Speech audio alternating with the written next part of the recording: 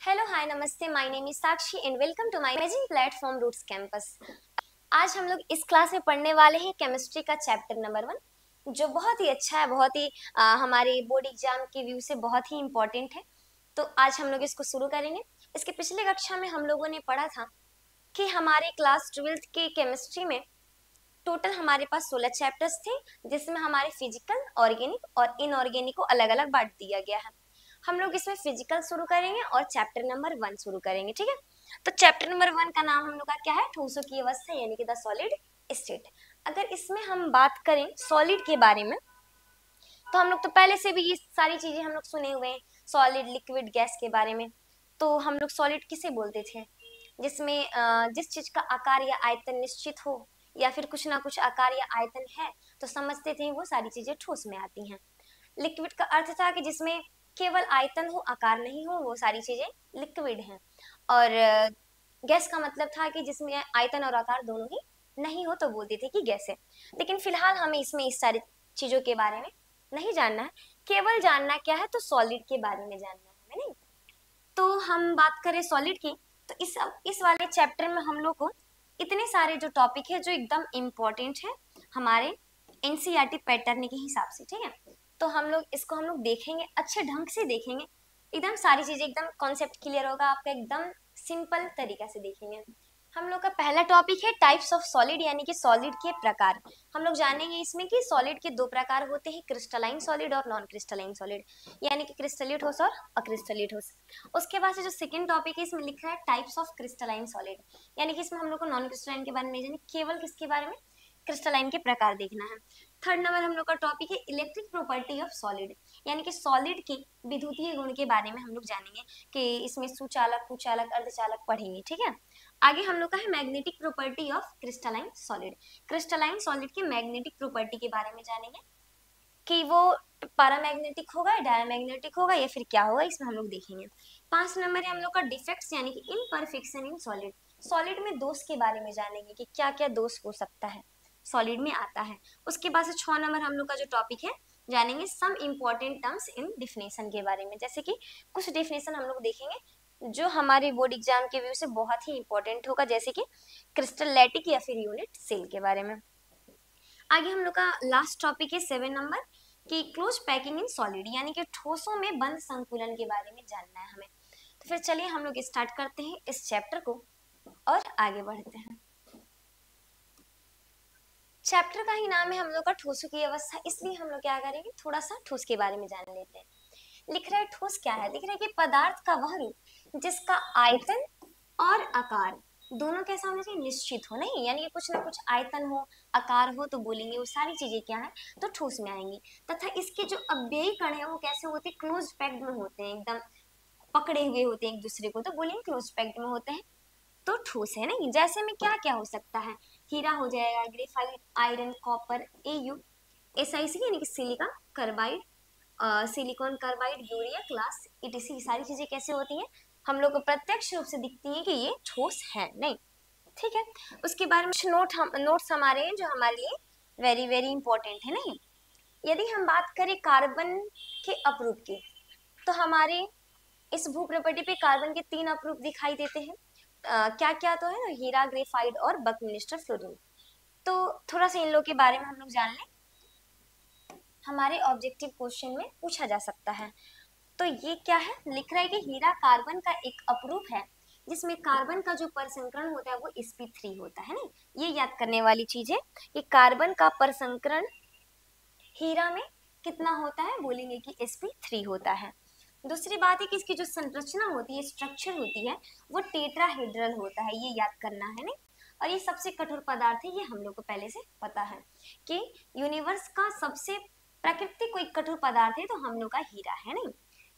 ठीक, second number है हम लोग का ग्रेफाइट के बारे में। लिखा है कि ग्रेफाइट भी कार्बन का एक अपरूप होता है जिसमें कार्बन का जो परसंकरण है वो हम लोग का sp2 होता है। कितना होता है? sp2 होता है, ठीक है। तथा इसकी जो संरचना होती है वो हेक्सागोनल होती है। यह विद्युत का चालक होता है। ये बात सही है कि अगर हम बात करें कार्बन की, तो कार्बन नॉन मेटल है, अधातु है, तो वो विद्युत का चालक नहीं होता, लेकिन फिर भी कार्बन से ही बना है ग्रेफाइट, लेकिन ये विद्युत का चालक होता है। क्यों? इसके बारे में हम लोग पहले से भी जान चुके थे, ठीक है, क्योंकि इसके पास एक फ्री इलेक्ट्रॉन होता है जिसकी वजह से इलेक्ट्रिसिटी को ये मेंटेन रखता है। नहीं, चलिए ठीक है। तो ये सारी चीजें हम लोग समझ में आई। इसमें दो चीज हम लोग को याद करना है, क्या है, तो बोलेंगे कि कार्बन का अपरूप हीरा भी है, ग्रेफाइट भी है, बकमिश्र फ्लोरीन भी है, लेकिन हीरा का परसंकरण sp3 होगा और हीरा का स्ट्रक्चर टेट्राहेड्रल होगा। ग्रेफाइट का परसंकरण sp2 होगा और इसका स्ट्रक्चर हेक्सागोनल होगा। बाकी बात रहा बकमिश्र फ्लोरीन की, नहीं, जिसको हम लोग C60 से दिखा देते हैं। तो ये भी कार्बन का अपरूप ही है, लेकिन जिसमें कार्बन का परसंकरण कितना होगा, sp2 ही होगा। इसका संरचना स्फेरिकल यानी कि गोलाकार होगा। ये अगला नंबर टॉपिक है टाइप्स ऑफ सॉलिड यानी कि ठोसों के प्रकार। अगर हम ठोस के प्रकार की बात करें तो दो प्रकार के होते हैं। पहला हम लोग का क्रिस्टलाइन सॉलिड, जिसका हम लोग का सेकेंड नाम है ट्रू सॉलिड भी बोल सकते हैं। दूसरा है नॉन क्रिस्टलाइन सॉलिड, या फिर इसका एक और नाम है एमोर्फस सॉलिड, एक और नाम है पिसिंडो सॉलिड के नाम से जानते हैं। हिंदी में इसको हम लोग बोल देते हैं कि क्रिस्टलीय ठोस, इसको बोल देते हैं अक्रिस्टलीय ठोस, ठीक है।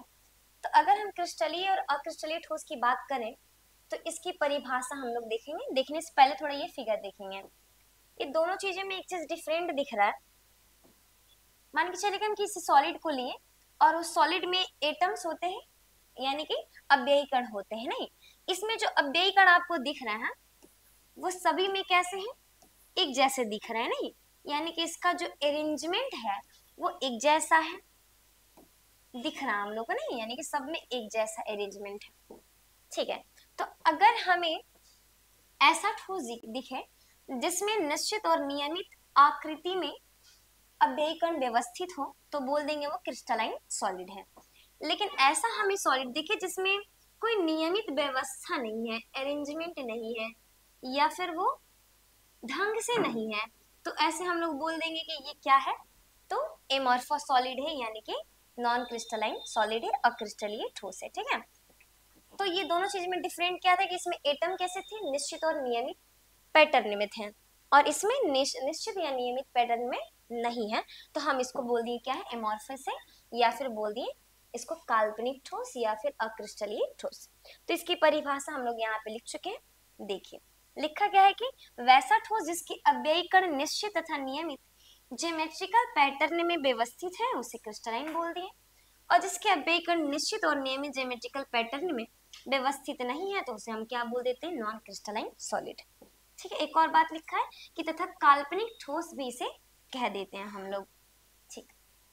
हम लोग ये जानेंगे कि क्रिस्टलीय ठोस में क्या क्या आता है, जैसे कि हीरा, graphite, silicon carbide, NaCl, sugar, urea, या फिर क्वार्ट्ज। क्रिस्टलाइन SiO2 को ही क्वार्ट्ज बोल देते हैं, नहीं, Au, Fe और टंगस्टन, ये सारी जो चीजें हैं वो क्रिस्टलाइन सॉलिड के अंतर्गत आएंगी। लेकिन नॉन क्रिस्टलाइन में क्या क्या, ये हमें एकदम याद करना पड़ेगा क्योंकि ये एग्जाम में पूछता है, ठीक है। ये नॉन क्रिस्टलाइन में glass, silica glass, amorphous SiO2, या फिर इसी को बोलते हैं फ्यूज्ड ग्लास, रबर, या फिर प्लास्टिक। प्लास्टिक में हम लोग को PVC यानी कि पॉलीविनाइल क्लोराइड और ये टेफ्लॉन भी आ जाता है, ठीक है। तो चलिए, और अक्रिस्टलीय की प्रॉपर्टी क्या क्या है, उसके गुण क्या क्या है, उसके बारे में जानेंगे, ठीक है। तो पहला नंबर हम लोग का है कि इनके कणों की एक निश्चित तथा नियमित व्यवस्था होती है। इनके कणों की एक निश्चित तथा नियमित ज्यामितीय आकृति होता है, इसलिए इसे हम लोग ट्रू सॉलिड के नाम से जानते हैं। ऊपर भी चीज देखी थी कि इनके कणों की निश्चित और नियमित ज्यामिति नहीं होती है, कि हमारा ये वाला पैटर्न चलता जा रहा है, फिर यहाँ से चेंज हुआ तो फिर ये भी चलता गया, यानी कि इसके जो पैटर्न है वो दीर्घप्रासी है, लेकिन इसके जो पैटर्न है एकदम अलग है, नहीं, वो है ही नहीं, पैटर्न है ही नहीं, तो हम लोग बोल देंगे क्या है कि लघुप्रासी व्यवस्था है या फिर नहीं है, नहीं। तो ये वाली चीजें हो गई। सेकंड हो गया हम लोग का, थर्ड हम लोग का लिख रहा है प्रॉपर्टी में कि इनके कणों का गलनांक निश्चित होता है, यानी कि अगर इनका गलनांक दे दिया गया हो कि इनका गलनांक 40 डिग्री सेल्सियस है तो ये इतने ही पे वो डिफिनिट है वो कि 40 में ही वो मेल्ट हो जाएगा, लेकिन इनके कणों का जो गलनांक होता है वो निश्चित नहीं होता है, ठीक है। इनका जो गलनांक है वो रेंज में होते हैं कि हमारे 30 से 40 के बीच में होगा, 31-35 कुछ भी हो सकता है, नहीं, यानी कि वो डिफिनिट नहीं है, तो बोलेंगे कि ये नॉन क्रिस्टलाइन की प्रॉपर्टी होगा। चौथा नंबर है हम लोगों का इनके कणों का गलन उष्मा जो होता है, हीट ऑफ फ्यूजन, वो भी निश्चित होता है। जब गलनांक निश्चित है तो गलन की उष्मा भी निश्चित होगी। इनके कणों की गलन की उष्मा निश्चित नहीं होगी, ऐसा बोल देंगे। उसके बाद से 5वां नंबर हम लोग का प्रॉपर्टी है कि ये एनिसोट्रॉपिक होते हैं, और ये नेचर में कैसे होते हैं, तो ये आइसोट्रॉपिक होते हैं। नहीं, एनिसोट्रॉपिक का मतलब होता है कि अर्थात इनका जो भौतिक गुण होता है, जैसे कि अपवर्तनांक हो गया, विद्युत चालकता, या फिर विभिन्न दिशाओं में भिन्न भिन्न होता है। यानी कि अगर भौतिक गुण की बात करें, जैसे कि अपवर्तनांक या विद्युत चालकता, वो भिन्न भिन्न दिशा में ये अलग अलग होगा। लेकिन इसमें देखेंगे अगर इसके भौतिक गुण में, तो ये सभी दिशाओं में सेम हो जाता है। ठीक है, थोड़ा सा हम इसको समझा देते हैं। यहाँ पे आइए, अगर हम इस फिगर की बात करें, इसमें हम ध्यान से देखें तो अगर हम ए की तरफ से चलते हैं, नहीं, तो इसमें आपको अरेंजमेंट कैसे दिख रहा है, ब्लैक ब्लैक होल दिख रहा है। नहीं, और इधर से अगर हम जाएं तो इसका अरेंजमेंट कुछ अलग दिख रहा है, यानी कि होल ब्लैक ऐसा दिख रहा है। नहीं, यानी कि इसका अरेंजमेंट कुछ अलग है, इस दिशा में कुछ अलग है। नहीं, यानी कि अलग अलग दिशा में इसकी क्रिस्टलाइन सॉलिड के अरेंजमेंट कैसे हैं, अलग अलग है। ठीक है, तो जब इसके अरेंजमेंट अलग अलग है तो इसके जो भौतिक गुण होंगे, भौतिक गुण का मतलब अपवर्तनांक या फिर विद्युत चालकता, वो अलग अलग दिशा में अलग अलग होगी। ये हमारा कहने का अर्थ है क्रिस्टलाइन सॉलिड में। लेकिन हम बात करें नॉन क्रिस्टलाइन की, उसमें तो कोई अरेंजमेंट ही नहीं होता है कि नहीं। जब उसमें अरेंजमेंट ही नहीं है तो हम उसमें क्या ही बात करें, तो उसको हम रेंडम मान लेते हैं कि नहीं, किसी ढंग से वो सजा हुआ है। ठीक है, और जब कोई चीज ढंग से ही नहीं सजा हुआ है तो ये हम मान के चलते हैं कि उसमें जो दिशा है, सभी दिशाओं में उसमें भौतिक गुण होंगे, वो सब में एक जैसे होंगे। ठीक है, तो वो हम लोग मान लेते हैं। तो क्रिस्टलाइन में अलग अलग दिशा में अलग अलग भौतिक गुण होंगे, लेकिन नॉन क्रिस्टलाइन में क्या होगा, तो सभी दिशाओं में सेम हो जाएगा।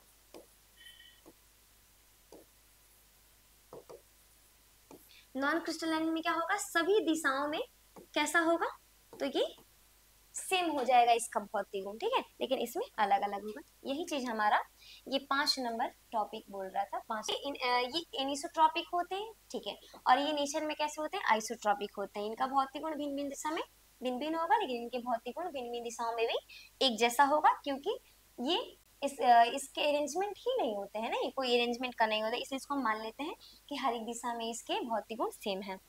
आगे नंबर लिखा हम लोग का 6 नंबर है। नहीं, 6 नंबर है कि इन्हें काटने पर इनका जो सतह है ना, वो एक समान पूर्ण समतल होता है। अगर इसे हम काट दें, अगर कहीं से भी काटेंगे तो ये कैसा होगा हम लोग का, तो पूर्ण समतल और चिकना हो जाएगा, एकदम पूर्ण समतल होगा। ठीक है, और इन्हें काटने पर इनका सतह एक समान चिकना नहीं होगा। नहीं, आगे लिख रहा है कि इन्हें गर्म करने पर इनके आयतन में शीघ्रता से परिवर्तन, अगर गर्म करें तुरंत इसमें इसके आयतन में परिवर्तन हम लोग को देखने को मिलेगा। लेकिन गर्म करने पर इनके आयतन में शीघ्रता से परिवर्तन नहीं होता है, थोड़ा टाइम के बाद हो जाता है, लेकिन जल्दी नहीं होता है। ये सारी चीजें थी हमारी क्या, तो क्रिस्टलाइन और नॉन क्रिस्टलाइन के डिफरेंस थे, या फिर बोल सकते हैं इनके गुण थे। नहीं, अगर हमारे एग्जाम में ऐसा पूछा जाए कि बताइए कि क्रिस्टलाइन और नॉन क्रिस्टलाइन में अंतर क्या क्या है, तो हम लोग आसानी से बता सकते हैं। पहली बात क्या बोलेंगे कि इनके जो अव्ययी कण होते हैं निश्चित और नियमित ज्योमेट्रिकल पैटर्न में व्यवस्थित है, और अक्रिस्टलीय में लिखेंगे कि इनके अव्ययी कण निश्चित या फिर नियमित ज्योमेट्रिकल पैटर्न में व्यवस्थित नहीं है। नहीं, दूसरी चीज हम आसानी से लिख सकते हैं कि इनके दीर्घप्रासी व्यवस्था होते हैं और इनके लघुप्रासी व्यवस्था होते हैं। इनके गलनांक निश्चित होते हैं, इनके गलनांक निश्चित नहीं होते। गलन की भी उष्मा निश्चित होती है, इसमें निश्चित नहीं होती है। ये नेचर में कैसे एनिसोट्रॉपिक होते हैं या आइसोट्रॉपिक होते हैं, और इन्हें काटने पर इनका जो सतह एकदम समतल होता है, और इन्हें काटने पर ऐसा नहीं होता है, चिकना नहीं होता, मतलब कि नहीं होता है। ठीक है, फिर आगे लिख रहे हैं कि इन्हें गर्म करने पर इनके आयतन में शीघ्रता से परिवर्तन होगा, ऐसा इनमें नहीं होगा। फिर ये सारी चीजें हो गई। इस टॉपिक से संबंधित कुछ प्रॉब्लम्स हम लोग के बोर्ड पर है जो हम लोग को सॉल्व करना है। नहीं, अच्छा, तो आइए देखते हैं क्वेश्चन नंबर 1 कि निम्न में से अक्रिस्टलीय ठोस पदार्थ है, हमें क्या ढूंढना है, अक्रिस्टलीय यानी कि नॉन क्रिस्टलाइन। तो ऑप्शन नंबर ए दिया है, हीरा है, ग्रेफाइट है, कांच है या साधारण नमक है। ग्रेफाइट और जो साधारण नमक था वो हम लोग का क्रिस्टलाइन था, लेकिन नॉन क्रिस्टलाइन में क्या आ जाएगा, तो बोल देंगे कि कांच हो जाएगा हम लोग का क्या, तो नॉन क्रिस्टलाइन। ठीक, क्वेश्चन नंबर 2 है कि निम्न में से कौन एमॉर्फस सॉलिड है। एमॉर्फस का मतलब अक्रिस्टलीय यानी कि नॉन क्रिस्टलाइन। तो option number A silica carbide, दूसरा है हम लोग का क्रोम एल्यूमिनियम, सी है सिलिका ग्लास या फिर पीबीसी या सोडियम क्लोराइड डी नंबर है नहीं। तो क्या होगा हम लोग का, तो ये ऑप्शन नंबर हम लोग का सी हो जाता है, सिलिका ग्लास या पीबीसी, क्योंकि इसके पीछे हम सारी चीजें लिखवा चुके हैं कि क्या क्या चीजें हैं जो हमारे क्रिस्टलाइन में आएंगे और कौन कौन सी चीजें हैं सॉलिड है जो हमारे नॉन क्रिस्टलाइन सॉलिड में आएंगे। ठीक है, फिर चलिए हम लोग बढ़ते हैं। अगला नंबर टॉपिक है टाइप्स ऑफ क्रिस्टलाइन सॉलिड, यानी क्रिस्टलाइन सॉलिड के प्रकार के बारे में हम लोग देखेंगे नहीं। तो अगर हम क्रिस्टलाइन सॉलिड की बात करें तो ये देखिए, हम लोग पहले बात की क्रिस्टलाइन सॉलिड के बारे में जानेंगे, नॉन क्रिस्टलाइन सॉलिड के बारे में हमें नहीं जानना है। ठीक है, क्योंकि वो किसी अरेंजमेंट में है ही नहीं, तो फिर उसमें क्या जानना है नहीं। तो इसलिए हम लोग क्या करेंगे, क्रिस्टलाइन के बारे में जानेंगे। और इसके जो प्रकार हैं वो कितने हम लोग को दिख रहा है, 4 टाइप्स के दिख रहे हैं नहीं। पहला है हम लोग का आयोनिक सॉलिड, दूसरा है कोवेलेंट सॉलिड जिसका दूसरा नाम है नेटवर्क सॉलिड। ठीक है, तीसरा हम लोग का मेटालिक सॉलिड और चौथा है मॉलिक्यूलर सॉलिड। तो अगर हम बात करें पहले टॉपिक की, तो पहला नंबर टॉपिक है हम लोग का आयोनिक सॉलिड नहीं। तो आयोनिक सॉलिड के बारे में थोड़ा सा जान लेते हैं, जिसको हिंदी में आयनिक सॉलिड यानी कि आयनिक ठोस बोलेंगे। इसका डिफिनेशन क्या होता है, तो आयनिक ठोस का नहीं, तो बोलेंगे कि वैसा ठोस जिसके जो अव्ययी कण होते हैं आयंस होते हैं, कैसे होने चाहिए, यानी कि जो एटम्स होते हैं उसमें या फिर अव्ययी कण होते हैं वो क्या होने चाहिए हमारे, तो आयन होने चाहिए या फिर आयनिक होने चाहिए। तो बोलेंगे कि वो हम लोग का आयोनिक सॉलिड है। तो इसमें लिखा क्या है कि वैसा क्रिस्टलीय ठोस जिसके अव्ययी कण विपरीत आवेशित कण होते हैं नहीं, उसे आयोनिक ठोस कहते हैं। विपरीत का मतलब है कि यदि किसी एक एटम पे प्लस का चार्ज है तो दूसरे पे माइनस का चार्ज होना चाहिए। जैसे कि ये हमारा जो क्रिस्टल है इसमें कैसा है, एक पे प्लस का चार्ज दूसरे पे माइनस, इस पे प्लस और इस पे माइनस, यानी कि विपरीत आवेशित कण होने चाहिए नहीं। तो बोलेंगे कि वो क्या है, तो आयनिक ठोस है। या फिर इसमें जो कण है वो आयन से, तो बोलेंगे कि वो जो ठोस है वो हम लोग का आयनिक ठोस है यानी कि आयनिक सॉलिड है। ठीक है, दूसरा हम लोग को इसमें जानना है प्रॉपर्टी के बारे में, क्या क्या प्रॉपर्टी है। तो पहले देखिए, इनके कणों के बीच इलेक्ट्रोस्टैटिक फोर्स क्रियाशील होते हैं, यानी कि इनके जो एटम्स हैं, जो NaCl है, इनमें जो दोनों एटम है इनके बीच में कौन सा फोर्स लग रहा है। ठीक है, तो बोलेंगे इलेक्ट्रोस्टैटिक फोर्स इनमें लग रहा है। दूसरी बात है कि ये कठोर तथा भंगुर होते हैं। ये नेचर में कैसे होते हैं, कठोर भी होते हैं भंगुर भी होते हैं। कठोर का मतलब तो हमें पता है, यानी हार्ड होता है। ठीक है, भंगुर का मतलब होता है कोई चीज मारने पे टूट जाए नहीं, बिखर जाए, तो बोलेंगे कि वो क्या है, तो भंगुर है नहीं। थर्ड लिख रहा है कि इनका जो मेल्टिंग पॉइंट है वो हाई होता है, इनका मेल्टिंग पॉइंट हाई है, इसे बहुत ज्यादा टेम्परेचर पे हम इसे मेल्ट कर पाएंगे। ये जल में घुलनशील होता है, आसानी से घुल जाता है, इनिशियल को घोल के देखिए, जल में आसानी से घुल जाता है। इनके जलीय विलयन या फिर गलित अवस्था में ये विद्युत के चालक होते हैं, यानी कि इनके जो जलीय विलयन या फिर गलित अवस्था में जब भी हम ये सारी चीजें लेंगे सोल्यूशन के साथ या फिर इसमें थोड़े बहुत पानी की मात्रा होगी तो ये विद्युत का चालक होगा, वरना ये सॉलिड फॉर्म में विद्युत का चालक नहीं होगा। ये लिखा हुआ है, ये हमारा प्रॉपर्टी होगा। एकदम सिंपल सी बात है। ये यदि तरीका से इसको हम डिफिनेशन दे सकते हैं कि वैसा क्रिस्टलेट हो जिसके जो एटम होते हैं वो आयंस के रूप में हो या फिर विपरीत कण के रूप में व्यवस्थित है नहीं, तो ये हम आसानी से बोल देंगे। अब आगे हम लोग को पढ़ना है, हम लोग पढ़ रहे थे टाइप्स ऑफ क्रिस्टलाइन सॉलिड नहीं। तो जब क्रिस्टलाइन सॉलिड पढ़े तो हम लोग देखे थे कि इसको 4 भागों में बांटे थे, ionic solid, covalent solid, molecular solid और था हम लोग का मेटालिक सॉलिड। तो इसमें हम लोग का जो सेकंड नंबर टॉपिक क्या है, कोवेलेंट सॉलिड यानी कि सहसंयोजी ठोस। ठीक है, हम लोग जब 10th में पढ़ते होंगे तो हम लोग को पता होगा कि जो बॉन्ड होते हैं वो 2-3 तरह से पढ़े होंगे नहीं, देखिए 4 तरह का होता है। ठीक है, तो क्या होता है, एक आयोनिक बॉन्ड होता है जिसमें आयंस जुड़े होते हैं वैसे बॉन्ड में। संयोजी यानी कि कोवेलेंट सॉलिड, तो बोल देंगे कि इसमें जो अव्ययी कण होंगे वो कैसे बॉन्ड्स जुड़ेंगे, तो कोवेलेंट बॉन्ड से जुड़े होंगे, तो हम बोल देंगे आसानी से वो कोवेलेंट सॉलिड हो गया नहीं। तो हम लोग क्या करेंगे इसको कि वैसा क्रिस्टलीय ठोस जिसके अव्ययी कण कोवेलेंट बॉन्ड से जुड़कर नेटवर्क का निर्माण करते हैं नहीं, नेटवर्क का निर्माण करें तो बोल देंगे वो क्या है, तो कोवेलेंट सॉलिड है। या फिर बोल सकते हैं कि वैसा क्रिस्टल ठोस जिसमें अव्ययी कण क्या करे, कोवेलेंट बॉन्ड से जुड़ा हो, तो वो जो ठोस होगा वो क्या होगा हम लोग का, तो कोवेलेंट सॉलिड हो जाएगा। अब जैसे में क्या क्या चीजें हैं, उसके पहले ये लिख रहा है कि इनके अव्ययी कण प्राय अधातु होते हैं। जितने भी कोवेलेंट सॉलिड देख लीजिए वो सारे आपको क्या दिखेंगे, अधातु दिखेंगे नहीं। अक्सर इसमें मैक्सिमम कार्बन ही आएगा नहीं, और कार्बन क्या होता है, तो अधातु होता है। ठीक है। जैसे में हीरा, ग्रेफाइट, SiC, इस तीनों में क्या कार्बन दिख रहा है हमको, नहीं, सिलिकॉन कार्बाइड। ये आगे लिखा है B4C, बोरॉन कार्बाइड, जो हम लोग का दुनिया का सबसे कृत्रिम कठोर पदार्थ है, नहीं। अगर हम प्रकृति की बात करें तो हीरा है, कृत्रिम की बात करें तो बोरॉन कार्बाइड है। आगे लिखे AlN यानी कि एल्यूमिनियम नाइट्रेट। ये जितनी भी चीजें हैं ये किसके अंतर्गत आएंगे, तो बोलेंगे कोवेलेंट सॉलिड के अंतर्गत, क्योंकि इसमें कोवेलेंट बॉन्ड से ये जुड़ा होता है। ठीक है।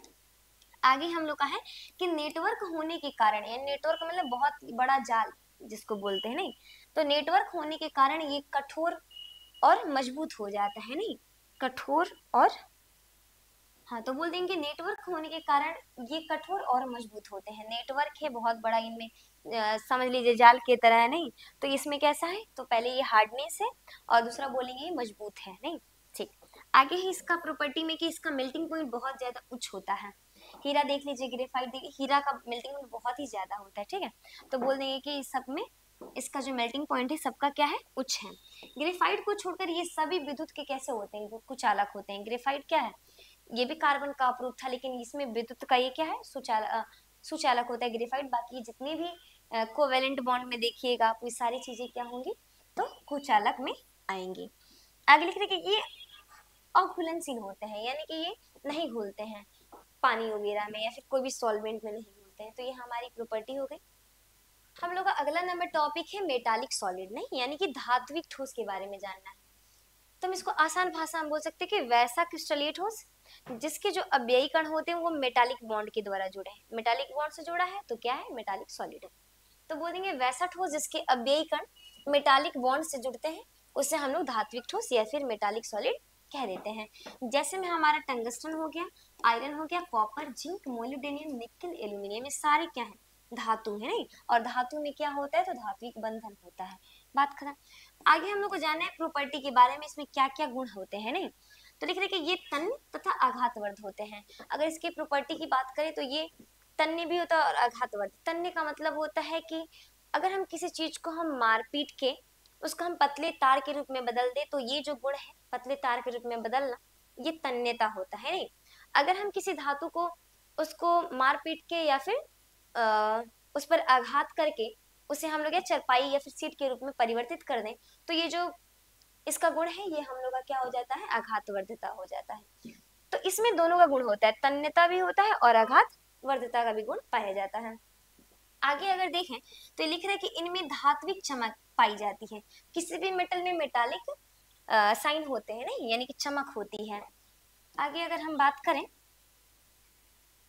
तो इसमें सोनोरस या धात्विक ध्वनि पाई जाती है। हम लोग मंदिर में देखते हैं घंटा बजता एकदम बजता ही रह जाता है, ठीक है, तो वो एक प्रकार का ध्वनि है जो मेटल से टकराने के बाद आता है, नहीं, तो वो जो ध्वनि है उसी क्या बोलते हैं, सोनोरस बोल देते हैं, यानी कि धात्विक ध्वनि बोल देते हैं। तक ये उष्मा एवं विद्युत के चालक होते हैं, यानी कि ये अगर उष्मा और विद्युत की बात करें हम, हीट या फिर इलेक्ट्रिसिटी की, तो ये बहुत अच्छे कंडक्टर होते हैं, यानी कंडक्टर होते हैं, क्योंकि मेटल्स जितने भी होते हैं वो सारे कैसे होते हैं, विद्युत के अच्छे कंडक्टर होते हैं, उसमें धारा आसानी से प्रवाह हो जाता है, इलेक्ट्रिसिटी। ठीक है। आगे लिख रहा है कि इसका मेल्टिंग पॉइंट हाई होता है। जितने भी मेटल्स होंगे उनके मेल्टिंग पॉइंट बहुत ही ज्यादा होते हैं। वो लोहा हो गया, सोना हो गया, फिर जितने भी चीजें हो गई जो मेटल्स हैं उनके हमेशा दिखेगा मेल्टिंग पॉइंट ज्यादा होता है। ठोसों के प्रकार में हम लोग देख रहे थे कि 4 प्रकार थे, जिसमें हम लोग का ये लास्ट वाला टॉपिक है जिसका नाम है मॉलिक्यूलर सॉलिड यानी कि आणविक ठोस। इसके बारे में हम लोग को जानना है। लिखा गया है कि वैसा क्रिस्टलीय ठोस जिसके अव्ययी कण कमजोर आकर्षण बल, पहली बात कि इसमें जो एटम्स होंगे ना वो कमजोर आकर्षण बल, जैसे कि कमजोर आकर्षण बल में याद कर लेना है, वांडर वाल फोर्स हो गया, एंड हाइड्रोजन बॉन्ड के द्वारा जुड़े हैं, तो बोलेंगे आणविक ठोस है ये, या फिर हम लोग का मॉलिक्यूलर सॉलिड है। यानी कि इसमें जो एटम होंगे, पहली बात कि इसमें जो एटम होंगे वो कमजोर आकर्षण बल के द्वारा जुड़े होंगे। कमजोर आकर्षण बल में क्या क्या आ सकता है, तो वांडरवाल फोर्स और हाइड्रोजन बॉन्ड, तो बोलेंगे वो सॉलिड क्या कहलाएगा, तो मॉलिक्यूलर सॉलिड कहलाएगा। जैसे हम लिख रहे हैं कि आइस हो गया, या फिर इसको बोल सकते हैं सॉलिड H2O, नहीं। सेकेंड है सॉलिड CO2, शुष्क बर्फ, सॉलिड बेंजीन, I2P4 एसिड, ये जितने भी सॉलिड है, नहीं, ये कैसे सॉलिड है, तो मॉलिक्यूलर सॉलिड है। ये हमें इतना याद करना पड़ेगा। बाकी हमें ये भी जानना है कि ये जो मॉलिक्यूलर सॉलिड है इनके कितने प्रकार होते हैं, तो इनके 3 प्रकार होते हैं। नहीं, हम लोग का पोलर मॉलिक्यूलर सॉलिड यानी कि ध्रुवीय आणविक ठोस।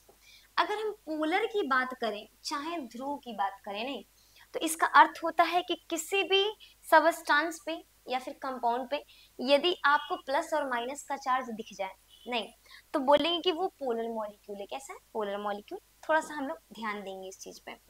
लिख रहा है क्या कि वैसा आणविक ठोस, वैसा आणविक ठोस जिसके अव्ययी कण कैसे होते हैं? पोलर अणु होते हैं। इसमें जो एटम्स होंगे वो पोलर होंगे। नहीं, तो बोलेंगे उसे क्या बोलते हैं? पोलर मॉलिक्यूलर सॉलिड बोलते हैं। एटम्स कैसे होंगे? पोलर। नॉन पोलर में एटम्स कैसे होंगे? नॉन पोलर होंगे। नहीं, जैसे में क्या हो सकता है? जैसे में आपका सॉलिड HCl हो गया, सॉलिड SO2 हो गया, यूरिया का सूत्र पता है NH2CO NH2 हो गया। नहीं, जितने भी एग्जांपल्स किसके हैं? पोलर मॉलिक्यूलर सॉलिड के हैं। एक बार देखिएगा, समझिएगा, ये है हमारा H और ये है Cl। नहीं, हमें ये पता है कि किसी भी एलिमेंट्स की जो विद्युत ऋणात्मकता होती है यानी कि इलेक्ट्रॉन निगेटिविटी जो होती है, वो सभी एलिमेंट्स के अलग अलग होते हैं। इसका अर्थ होता है इलेक्ट्रोनिगेटिविटी का मतलब होता है कि इलेक्ट्रॉन खींचने का पावर, ठीक है, कितना अट्रैक्ट वो कर पा रहा है। तो हम लोग को पता है कि जो फ्लोरीन होता है सर्वाधिक विद्युत ऋणात्मकता वाला परमाणु होता है। दूसरा हम लोग का होता है क्लोरीन। तो हम लोग का जो क्लोरीन का जो विद्युत ऋणात्मकता होता है ना, वो क्या होता है? सबसे हम लोग का ज्यादा होता है, मतलब कि क्लोरीन का इसके अपेक्षा ज्यादा होता है हम लोग का इलेक्ट्रॉन निगेटिविटी। जब इसके पास इलेक्ट्रॉन खींचने का ज्यादा पावर है इसके अपेक्षा, तो हम लोग इस पे क्या आ जाता है? हम लोग का डेल्टा माइनस। क्या आ जाता है? Delta minus. और इसके पास कम अट्रैक्ट करने का पावर है, तो इस पे आ जाता है हम लोग का प्लस डेल्टा। यानी कि ये दोनों एटम पे प्लस माइनस आ गए, नहीं, इस कंपाउंड में। तो जब ऐसा प्लस माइनस का चार्ज उत्पन्न हो जाए तो इसे बोलते हैं ध्रुव का निर्माण हो गया या फिर पोलर का निर्माण हो गया। तो ऐसे सबस्टांस को हम बोल देते हैं, ऐसे सॉलिड को बोल देते हैं पोलर मॉलिक्यूलर सॉलिड। समझ में आ गया? बोलेंगे ऐसा क्रिस्टलीय ठोस जिसके जो कण होंगे वो कैसे होंगे? पोलर होंगे या पोलर अणु होंगे, तो बोल देंगे कि पोलर मॉलिक्यूलर सॉलिड है। आगे हम लोग का लिखा है इसमें कुछ जो है प्रॉपर्टी के बारे में दिया हुआ, इसके गुण है कि इनके कणों के बीच डाइपोल डाइपोल इंटरेक्शन फोर्स लगता है। इनके कण के बीच में कौन सा फोर्स लग रहा है इसके बारे में, तो डाइपोल डाइपोल इंटरेक्शन फोर्स लगता है, पहला चीज। दूसरा है कि इसका जो मेल्टिंग पॉइंट होता है लो होता है। इनके जो मेल्टिंग पॉइंट होंगे कैसे होंगे? लो दिखाई देंगे हमको, मतलब लो होंगे। और ये लिख रहे कि ये चालक तथा अचालक होते हैं, यानी कि ये चालक भी हो सकते हैं इसमें के सबस्टांस, और कुछ ऐसे भी होंगे जो अचालक यानी कि इंसुलेटर हो सकते हैं। हम लोग पोलर मॉलिक्यूलर सॉलिड देख चुके थे। अब हम लोग का है नॉन मॉलिक्यूलर सॉलिड यानी कि अध्रुवीय आणविक ठोस। उसका जस्ट अपोजिट है। देखिए देख रहे कि वैसा आणविक ठोस जिसके जो अव्ययी कण होते हैं वो नॉन पोलर होंगे, यानी इसमें जो एटम्स होंगे वो कैसे होंगे? वो नॉन पोलर होंगे, तो बोल देंगे नॉन पोलर मॉलिक्यूलर सॉलिड है। एकदम सिंपल। भले यदि आपका एटम जो है वो पोलर है तो पोलर मॉलिक्यूलर है, यदि आपका एटम जो है नॉन पोलर है तो नॉन पोलर मॉलिक्यूलर सॉलिड है।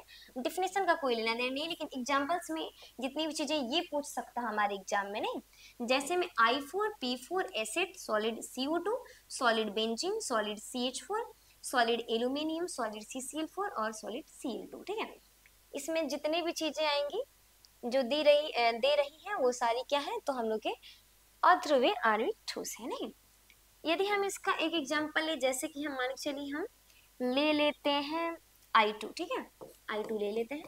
I2 में क्या करें? I इधर हो गया, I इधर हो गया। नहीं, इस हम दोनों की तुलना करें इलेक्ट्रोनेगेटिविटी की, नहीं, तो हमको तो पता है कि हर एक एलिमेंट का इलेक्ट्रोनेगेटिविटी अलग अलग होता है, यानी कि इलेक्ट्रॉन खींचने का पावर, अट्रैक्ट करने का पावर अलग अलग है। लेकिन ये दोनों चीजें क्या है? सेम सेम है। तो इसके पास जो इलेक्ट्रोनेगेटिविटी होगी दोनों के पास कैसी होंगी? सेम सेम होंगी। इसका भी इलेक्ट्रोनेगेटिविटी जितना होगा उतना ही इसका भी होगा। तो ये जितना खींच रहा है उतना ही ये भी खींच रहा है। तो क्या इसमें कभी भी प्लस माइनस का चार्ज उत्पन्न होगा? नहीं होगा। इसका अर्थ है कि ये ध्रुव का निर्माण नहीं कर पा रहे हैं। जब नहीं कर पा रहे हैं तो इसे ही बोल देते हैं अध्रुवीय। तो बोल देंगे आसानी से कि नहीं कर पा रहे हैं तो अध्रुवीय आणविक ठोस है, यानी कि नॉन पोलर मॉलिक्यूलर सॉलिड है। अगर हम इसकी प्रॉपर्टी की कुछ गुण की बात करें तो हमारा दो यहाँ पे लिखा गया है, लिख रहा है कि इनके कणों के बीच लंडन फोर्स या विक डिस्पर्सन फोर्स क्रियाशील होता है। इनके बीच कौन सा फोर्स लग रहा है, सॉलिड ए या सॉलिड सी सील फोर्स? तो बोलेंगे कणों के बीच लंडन फोर्स है लगता है या फिर विक डिस्पर्सन फोर्स लगता है। इनका जो मेल्टिंग पॉइंट है बहुत कम होता है, ठीक है, बहुत कम होता है, क्योंकि कमजोर आकर्षण बल से ये जितने भी मॉलिक्यूलर सॉलिड होते हैं वो कमजोर आकर्षण बल से जुड़े होते हैं। जब ऐसा कमजोर आकर्षण बल है तो इसका अर्थ है कि उसका मेल्टिंग पॉइंट सबका कैसा होगा, तो कम होगा। नहीं, हम लोग का इस चैप्टर का टॉपिक नंबर 1 जो टाइप्स ऑफ सॉलिड था वो हम लोग का खत्म हुआ। अब हम लोग इसके अगले लेक्चर में पढ़ेंगे।